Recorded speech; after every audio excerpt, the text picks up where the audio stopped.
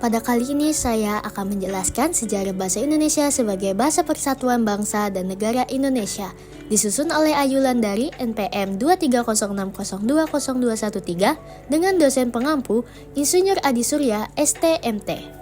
Sejarah perkembangan bahasa Indonesia. Singkatnya, sebelum resmi menjadi bahasa nasional, bahasa Indonesia terlebih dahulu dikenal sebagai bahasa Melayu. Baru semenjak tanggal 28 Oktober 1928, bahasa Indonesia resmi dipakai oleh negara Indonesia sebagai bahasa nasional. Peresmian bahasa Indonesia sebagai bahasa nasional. Pada zaman Belanda, ketika Dewan Rakyat dibentuk pada tanggal 18 Mei 1918, bahasa Melayu memperoleh pengakuan sebagai bahasa resmi kedua di samping bahasa Belanda yang berkedudukan sebagai bahasa resmi pertama di dalam sidang Dewan Rakyat.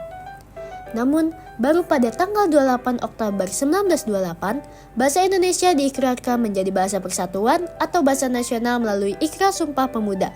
Keinginan untuk memiliki semangat juang bersama agar mereka merasa terikat dalam satu bangsa dan bahasa adalah latar belakang dari ikrar ini. Satu tanah air, satu bangsa, satu bahasa. Sejarah, fungsi, dan kedudukan bahasa Indonesia. Pertama, bahasa Indonesia memiliki kedudukan sebagai bahasa nasional dan sebagai bahasa negara. Kedudukan bahasa Indonesia sebagai bahasa nasional dimiliki sejak diikrarkan Sumpah Pemuda pada tanggal 28 Oktober 1928. Kedua, bahasa Indonesia memiliki kedudukan sebagai bahasa negara dimiliki sejak diresmikan oleh Undang-Undang Dasar 1945, 18 Agustus 1945 dalam Undang-Undang Dasar 1945, Bab XP pasal 36 tercantum bahasa negara ialah bahasa Indonesia.